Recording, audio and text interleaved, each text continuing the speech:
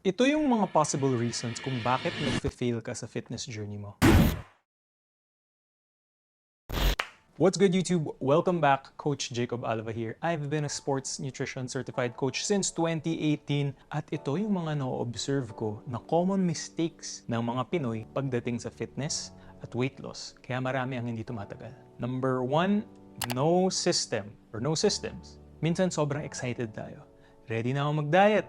Simula na bukas. Pero hindi mo naisip anong oras ka magmi-meal prep, the little things. Kailan ka mag-workout? Ano kakainin mo pag busy ka? Prepared ka ba? Kahit ako coach na, nagkaka-issue pa rin minsan pag walang sistema. When you have a system, you solve small problems before they happen. May solutions ka na agad. Hindi ka rin umaasa sa motivation. You just follow the system you created. Parang may fail-safe system ka rin. So remember, systems over motivation. Number 2 is intensity over consistency. Go hard agad. Crash diet, 800 calories per day. Biglang no rice, no carbs, veggies lang. You eliminated an entire food group. Kasi sa tingin mo, bibilis yung progress mo. Kapag sobrang drastic, hindi ka makaka-adapt. Magtitiis ka lang. And syempre, hindi ganun kadali, lalo na pag matagalang pagtitiis. Mas okay yung dahan-dahan, adjust slowly, adapt sa lifestyle. You need a diet na kaya mong gawin for months. Hindi lang 2 weeks because consistency and the long game beats intensity. Number 3, all or nothing mentality. Nag-cheat meal ka, tapos feeling mo nasira na lahat. Next month na ulit. Bawi na lang next year. Kapag magka-bad day ka or bad week, quit na. Ako mismo pag may string of bad days, napuputol ang progress ko. Pero ang importante, don't get too emotional. Hindi ibig sabihin na failure ka dahil nagkamali ka kasi it happens to me too. The past 2 weeks, I messed up. Pero today, I'm starting to get back on track. So before we get to the next one, I still do online coaching if you guys need help with your fitness journey. We track your calories, macros, steps, and training to help you achieve your fitness goals. Basically, created plan and system for you guys to follow. So, layout na yung plano and sistema, susundan nyo na lang. Tapos we adjust along the way.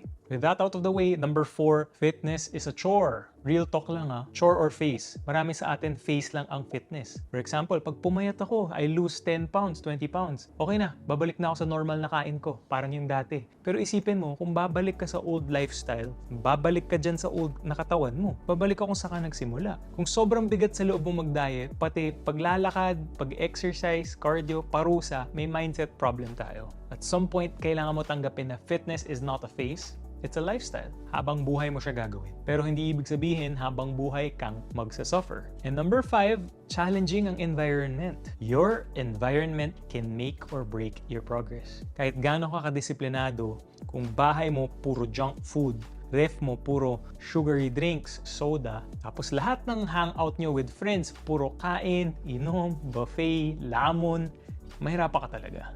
Successful dieters change their environment. Less trigger food, more accessible healthy options. Supportive circle ang kailangan ng mga tao because willpower is limited. Environment will make or break your journey. And number 6, common Filipino diet is usually bad. Culturally, sobrang social tayo. Laging may handaan, birthday, inuman, office food trip, tapos typical Pinoy breakfast pa. Hotdog, spam, pork, longganisa, deep fried, lahat processed, high fat, high sodium. Hindi naman masama kumain ng mga ganito minsan-minsan.